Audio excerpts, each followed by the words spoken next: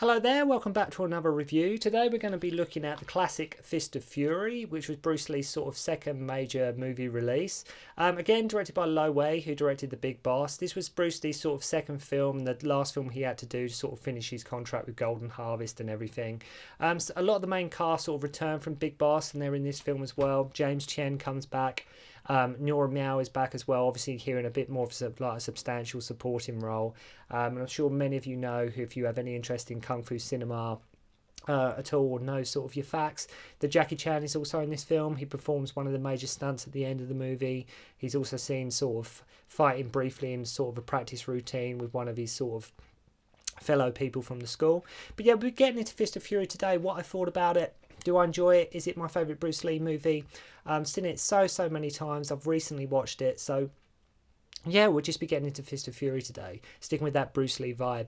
So Bruce Lee plays Chen Zhen of the Chin Woo School, who after finding out about his master's death, seeks justice and retribution and answers as to how he died, as he was a famous and healthy martial artist, and Bruce wants to get to the bottom of like why, what's happened, where, you know, because he comes back, it's his funeral, he's devastated, he can't believe this is happening. This guy was healthy, he was my Sifu, he was my master, how can he just suddenly die? This wouldn't happen.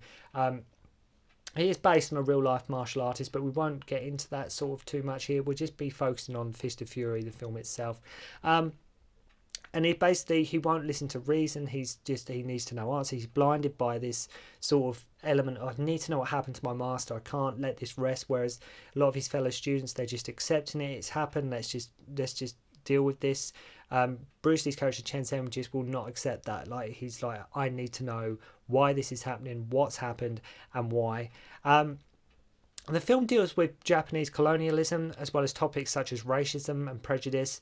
For example, the Japanese bring in the sign called the Chinese Sick Man of Asia into their school, or Bruce Lee's character not being allowed entrance to a park along with a dog, even though the dog is allowed. It says no Chinese or dogs allowed. So there's definitely that feeling, like really addressing like the Japanese colonialism, racism, prejudice, how you like view cultures and people from different backgrounds differently. There's that element to this film. But their school receives this after their Sifu's died. Bruce Lee's master died in these very sort of mysterious circumstances. The Japanese school turn up and they present them this sign, sick men of Asia, basically calling them the disease of Asia, and that, you know, they're an embarrassment, a shame to Asian people. And Bruce, obviously, he's grieving at this time. He is angry. He is confused. He doesn't know he's trying to make sense of all these kind of emotions and what is going on with him. So he obviously has no alternative but to go and just mess these guys up, you know, as you would. If they insulted you, that's where Bruce Lee's character, that's where he channels it into his anger. The fight scenes of what you get here are now very much in that Bruce Lee kind of vein, and it's very obvious that Bruce was having a lot more hands-on approach with the fight sequences as opposed to like sort of Big Boss, which were very sort of scrappy and sort of street fighting. There was no sort of finesse to the fight sequences. There was no sort of real choreography. I mean, there was choreography, but it wasn't done in a very sort of stylized fashion. Here in Fist of Fury, we are really getting to see that, which we do in like films like Way of the Dragon, Enter the Dragon. We're really getting to see Bruce Lee. I mean, look no further than the first fight sequence in the dojo, why a lot of people like this film is they didn't take the approach of let's keep the audience waiting, let's keep them waiting and waiting, let's wait, let's keep them on the edge of their seat, and then Bruce Lee will erupt in anger, kicking guys' asses about the 40-50 minute mark. No, Bruce Lee basically, after they receive that insulting sign, Bruce Lee's right, I'm not having that. And then literally minutes later, he's at their school ready to deck the hell out of them, ready to beat them all up. And a fantastic sequence it is too, but I'll get into that more in a little bit. But yeah, they don't keep you waiting. It's not like, okay, oh God, I really just want to... Bruce Lee's been insulted, he's grieving. So in essence to his character, and as his character would, he just wants to go and sort these guys out. He wants to get this anger out of his system, and it's very true to the character, I think, of Chen Zhen. Bruce Lee's war cries here that like they take centre stage. He's starting to make that Bruce Lee noise, that Bruce Lee sound that we all come to know when we associate with Bruce Lee.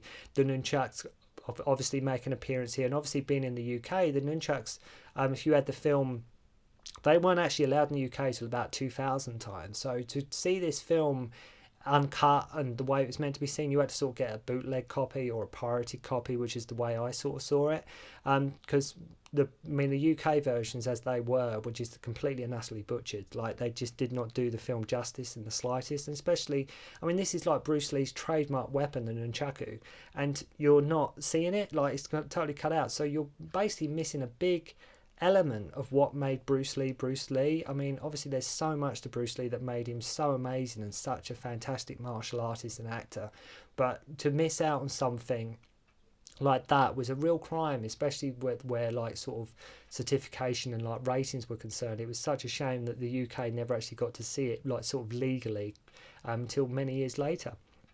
Unlike the first ones I mentioned, you know, Big Boss, where Bruce Lee didn't have much input here, there's definitely Bruce Lee's a bit in charge here. Bruce Lee, you can tell he's having a lot more say in the fight scenes. You're telling he's having a lot more to do with the rhythm and the fluidity and just the way the scenes are and just the punches and the kicks and the timing.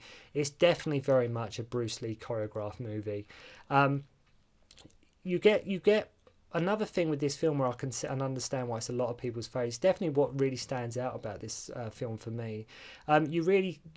He's really playing an emotional character, as mentioned before. He's grieving, he's angry, he's got all these emotions in his head, and you feel he's on the edge all the time in this film, Chen Zhen. You really do feel he is really on the edge. Unlike sort of Big Boss, where he's sort of timid and a bit shy and he's not quite... He doesn't want to upset anybody. Here, Chen Zhen, he's ready to go. He's ready to go at any time if anybody insults him. No matter what, even if he's sort of lead, like the student who sort of takes charge after the master dies, says no, Chen Zhen won't listen to reason, because he knows what should be done. He knows that he shouldn't be putting up with that. So he's on the edge, and he just seeks justice and answers for what has happened to his Sifu.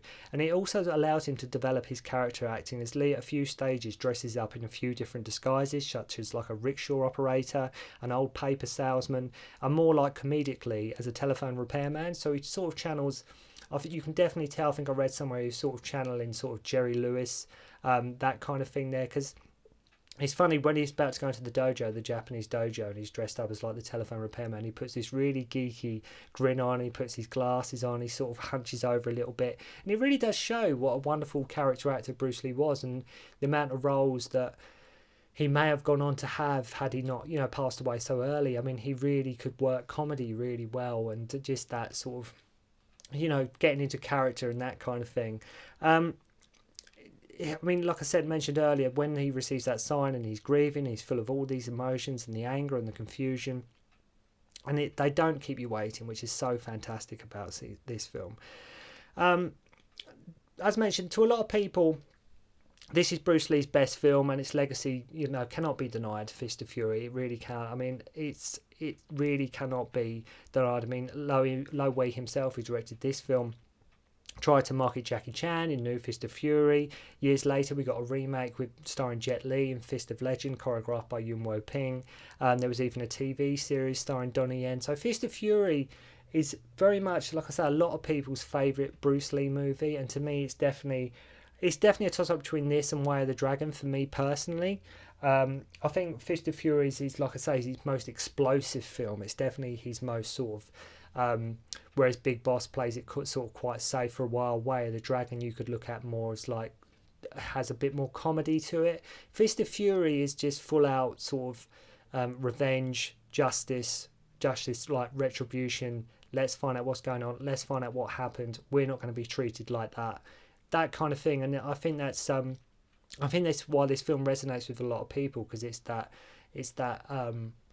sort of nobody should be treated differently because of who they are. Nobody should get privilege because of their sort of background or where they come from or their cultural standing or anything like that. So, or their, you know, their race or, you know, their creed or anything like that. So Fist of Fury does have a lot of sort of major plot points there that are still, you know, obviously very relevant more so than ever, even to this day. Another film that sets this film apart from The Big Boss, the main thing is that it's all set based really, whereas Big Boss was all location, filmed in Thailand, that kind of thing. This film is basically all set based, so I'd imagine it would have been a lot more of a comfortable production. I'd imagine, especially with Bruce Lee knowing I've only got to do this film, then I've done my contract. I think because obviously Bruce Lee and Lo Wei did butt heads a lot, like Jackie Chan and Lo Wei butt heads a lot. Lo Wei is actually in this film, little side note, as like sort of the police inspector. He sort of has an acting part of this film. I don't think I've seen Lo Wei in any other film acting. I don't know if anybody knows if he's been in anything else, or if he's in other films that I haven't heard of. I'm not sure, but this is the only film I sort of know where he's sort of having an acting role and actually is visible on camera. I think that must have made the production a lot more pleasant for Bruce. Just like I say, it was in a controlled environment. He was nearing the end of his contract. He was getting a lot more say in the fight sequences, and I think, like I say, you can really see Bruce applying himself to every single scene, like you can do in every film he's in, but especially in Fist of Fury, where it's a very raw, expressive kind of character that he's playing with Chen Sen. So it really does come across like that. Robert Baker, or Bob Baker, who was a student and friend of Bruce Lee, plays the Russian villain at the end of the film. Bruce in real life was open to all forms, as we know, of martial arts, including like Western. He didn't want to keep it just strictly Chinese in his films. He didn't want to keep it just strictly Chinese martial arts, because he was like, as we all know, he was like all styles. It doesn't matter what style, that kind of thing.